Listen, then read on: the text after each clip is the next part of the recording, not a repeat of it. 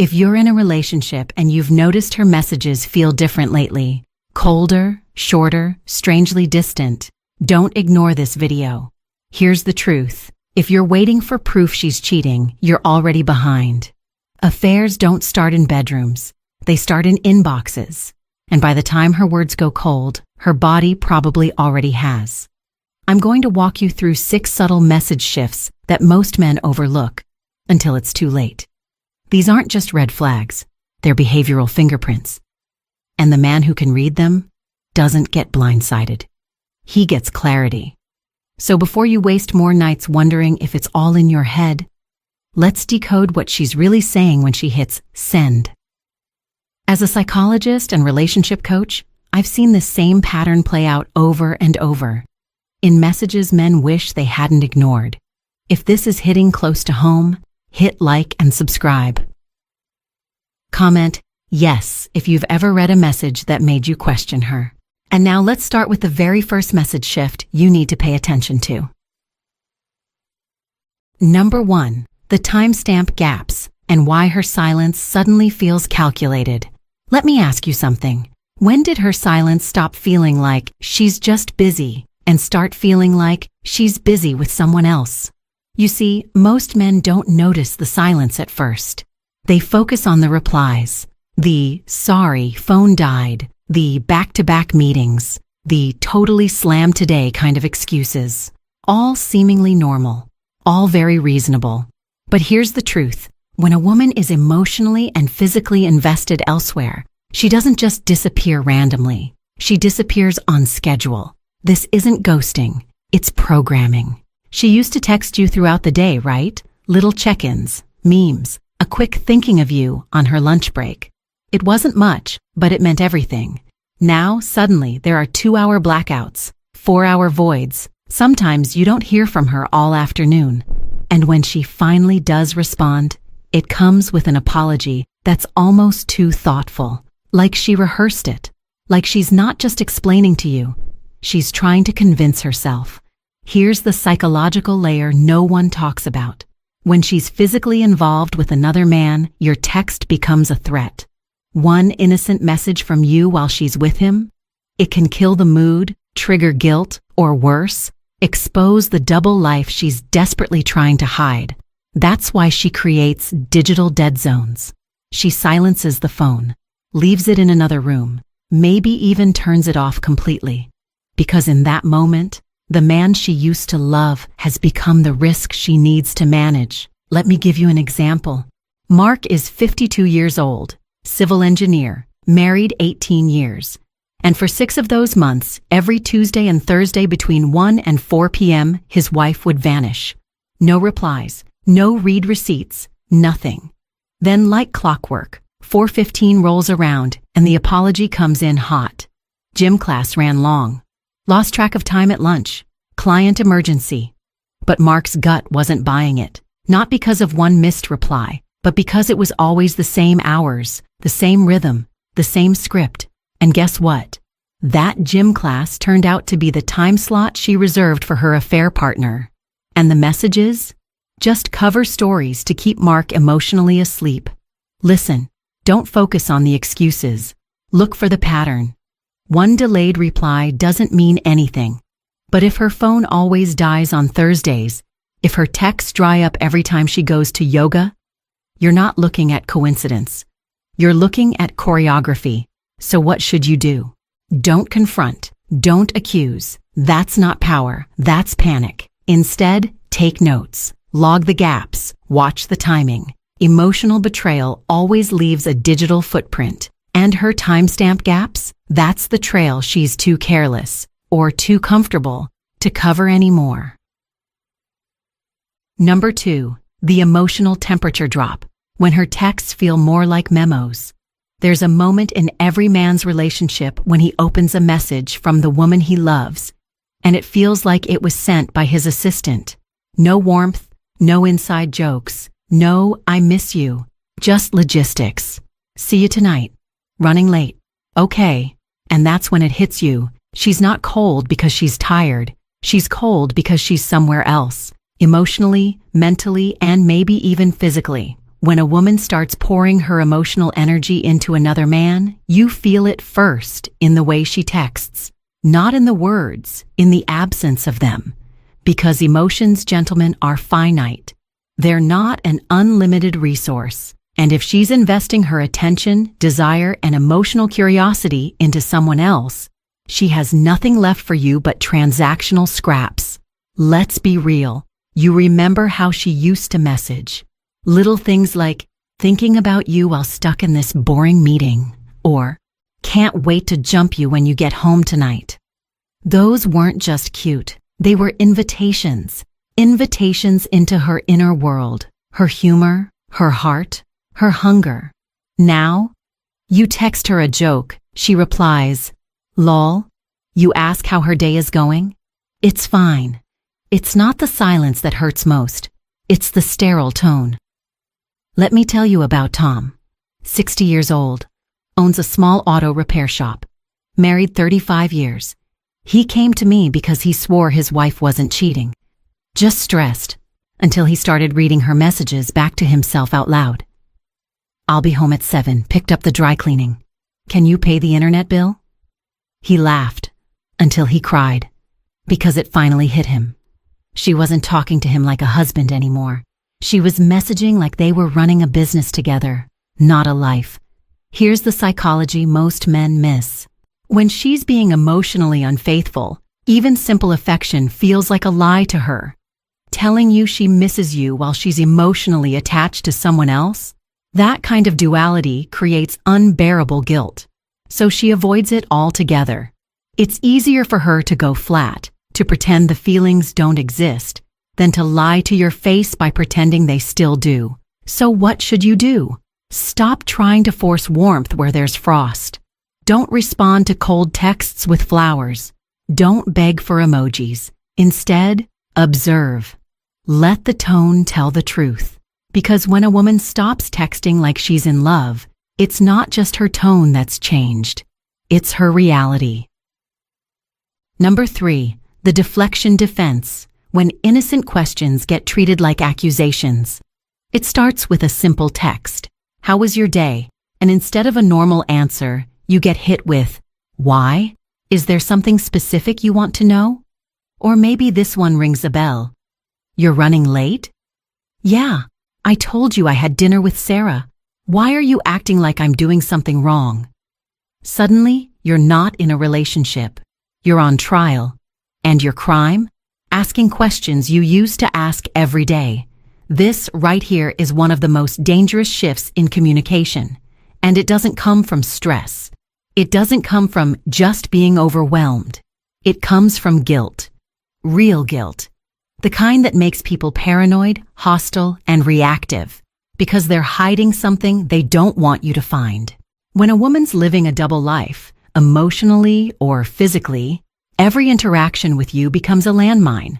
She has to calculate which version of herself she's supposed to be, the loyal partner or the one with secrets. That constant switch burns her out. So she starts snapping at you, not because of what you said, but because of what it represents. Here's how the psychology works. She knows she's deceiving you.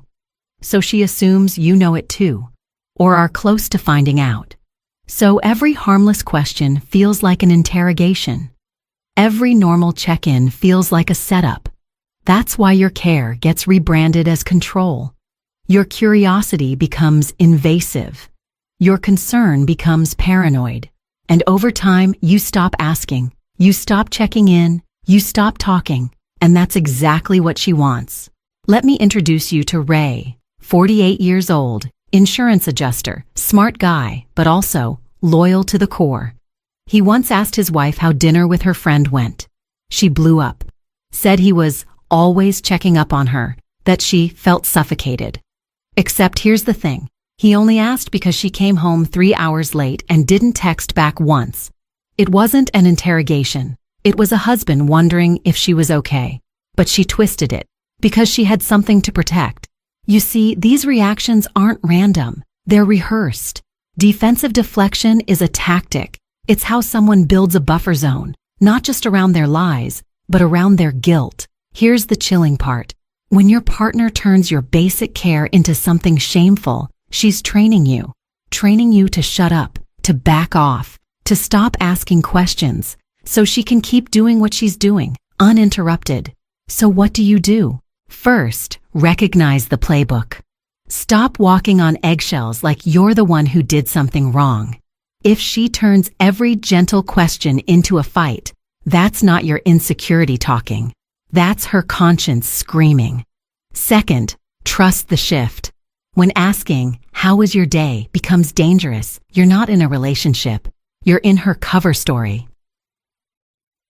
Number 4, the schedule smokescreen. When too much detail means you're meant to stop asking. You ever get a message from her that sounds too specific? Meeting Sarah at 7 at that new Italian place on 5th, probably hitting that little bookstore after. Should be back around 10:30, but you know how we get when we start talking. It's not just an update, it's a full itinerary, like she's filing a report, not telling her partner about her night.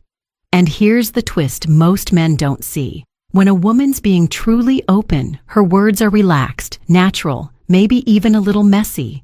But when she's covering something up, that's when the details suddenly get surgical. Why? Because oversharing is one of the most effective misdirection tactics. It's a psychological sleight of hand.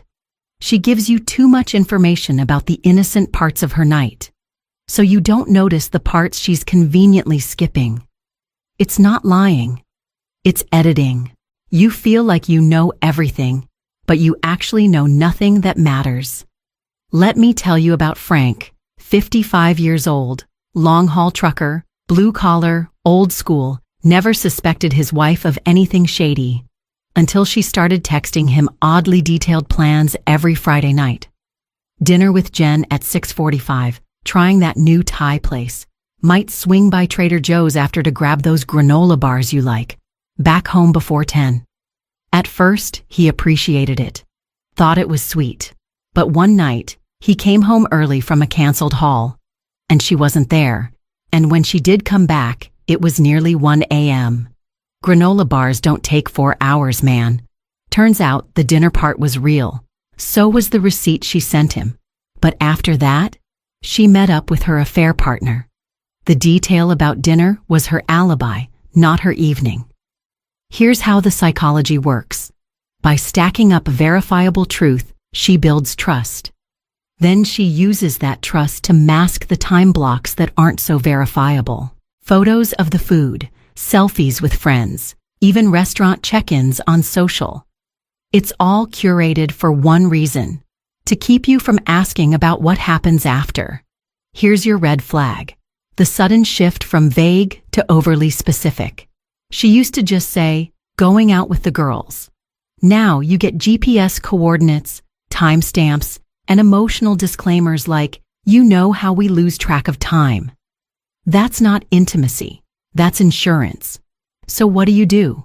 Stop being hypnotized by the detail. Start asking, what part of this is she trying not to explain? Because transparency doesn't come with a user manual. And when someone starts offering a play-by-play for their most boring activities, it's not because they respect your need to know. It's because they're hoping you won't look where it actually matters. Number 5. The intimacy and future avoidance. When we quietly disappears from the conversation. There's a kind of breakup that doesn't come with a fight. No screaming, no slammed doors, no dramatic exits. It comes through silence, through the quiet, calculated disappearance of one word: we. Suddenly, she's not talking about our trip next month. She's just thinking about going away for a bit. She's not texting you, "We should try that new place." She's saying, "I might check out that new wine bar downtown." See the shift? This isn't just about language. It's about mindset. When a woman starts avoiding the future with you in it, it's not a glitch. It's a signal. A psychological pullback from a relationship she's no longer investing in, because someone else is already occupying that space. Let's break this down. Future planning isn't just logistics. It's emotional intimacy. When she envisions her weekend, her summer, or even her evening, and doesn't include you? That's not forgetfulness. That's forecast.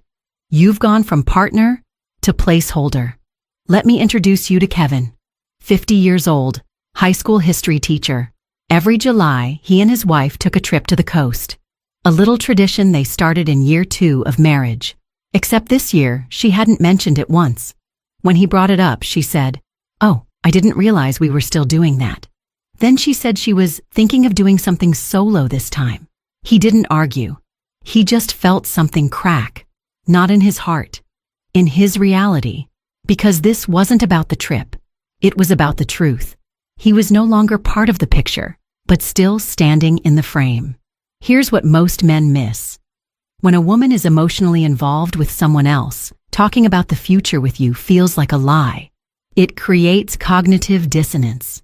Every "we should" feels like pretending. So she stops. She doesn't want to be the bad guy, the one who ends things. So instead, she just edits you out of her imagined life, one text at a time. And it doesn't stop at future plans. It shows up in the present too. She used to send flirty messages in the middle of the day. Now, even simple gestures like, "Let's grab dinner tonight," are met with "too tired," or "busy," or no response at all. The emotional withdrawal becomes logistical distancing. She still texts, but only about the bills, the schedule, the chores. And that's how you know you've been downgraded. From romantic partner to roommate with shared responsibilities. So what's the move here? Stop asking, "When are we doing something next?" Instead ask, "Is anyone still planning anything with me?" Because if the answer is silence, you're not in a slow patch. You're in the prequel to goodbye. Number 6, the guilt compensation. When sweet messages show up at all the wrong times. There's a kind of "I love you" that doesn't warm your heart. It makes your stomach drop. It shows up after 3 days of cold silence, or right after she comes home late with no explanation, or on the morning after a strange vibe you couldn't quite name, and suddenly, just wanted to say you're amazing. I'm so lucky to have you. You deserve something special this weekend. On the surface, it sounds loving, but deep down, you feel the disconnect. Because these words don't match your reality, they feel dropped in, like a bandage over a wound you didn't cause. This is what I call the guilt compensation message system, and it's one of the most deceptive communication patterns out there. Let's get something straight. When someone's genuinely in love, their affection is consistent. It's tied to shared moments, mutual joy, connection. But when someone's hiding betrayal, that affection becomes erratic, not a reflection of how they feel about you, but how they feel about themselves. It's not "I love you because I feel connected to you." It's "I need to say this to make myself feel like I'm still a good person."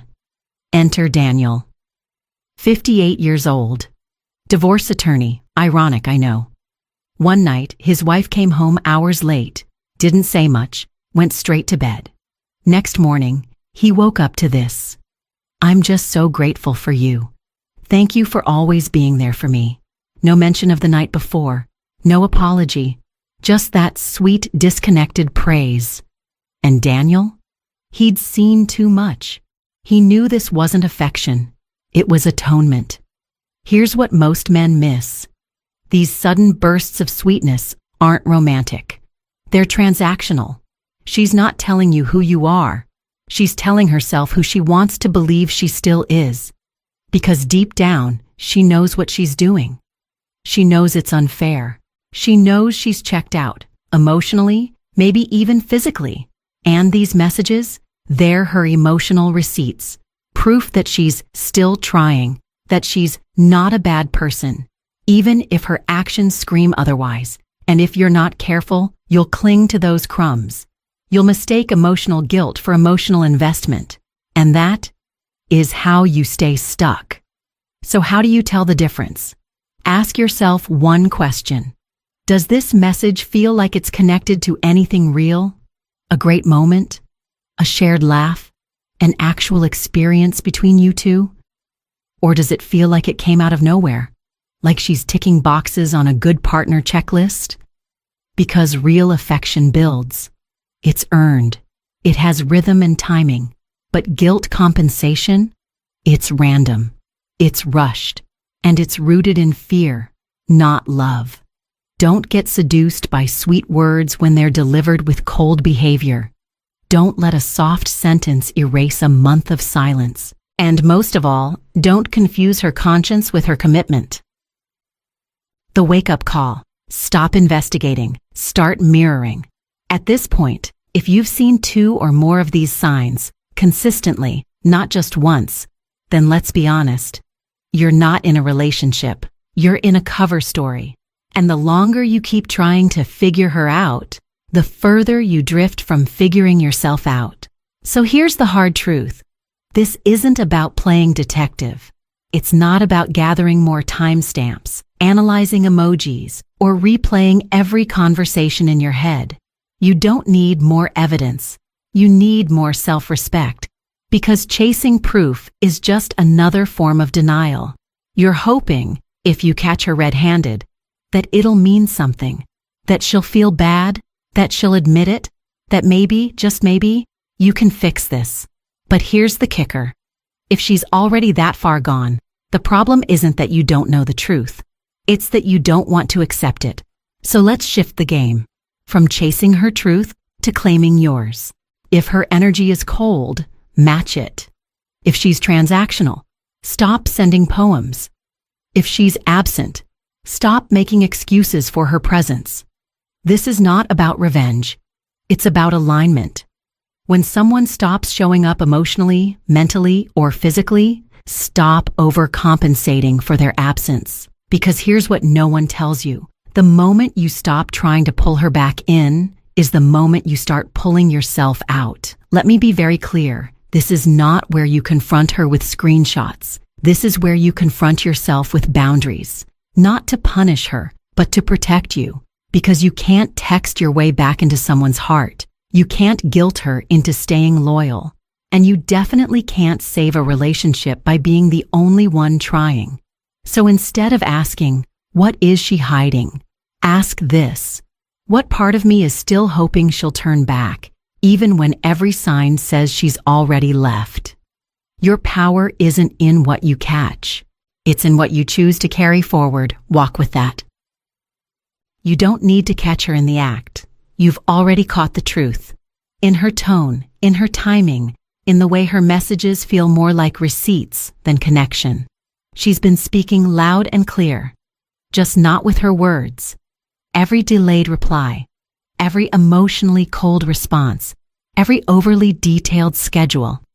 That's not noise. That's her emotional signature. Not meant for him, but left behind for you. And the question isn't, is she cheating? It's this. What are you still hoping to find that's going to change the truth you already know? Let that sink in, because there's nothing more devastating than realizing you're the only one still holding on. You're showing up with loyalty to someone who clocked out emotionally months ago, maybe longer. And the proof isn't hidden in her phone, it's written in her disconnection. So, what now? Now, you stop begging for clarity from someone who benefits from your confusion. You stop mistaking her silence for subtlety, her excuses for effort, her sweet nothings for real presence. And you start choosing you, not in anger, not in revenge, but in quiet, grounded dignity. The truth is, a woman who's still invested doesn't text like a woman who's already gone. So stop rereading her messages and start rewriting your standards. If any part of this hit too close, good. That means you're waking up. Now it's time to act like it. Don't drop a comment saying, she's changed. Drop one saying, I changed after today. Because that's how it begins. Not by trying to get her back, but by finally getting yourself back. And if you want more truth that cuts through the noise and hands your power back to you, hit that subscribe button. Drop your thoughts below. I read them. I see you. And I'll be right here, telling you the things no one else will. You ready to rise? Good. Let's go.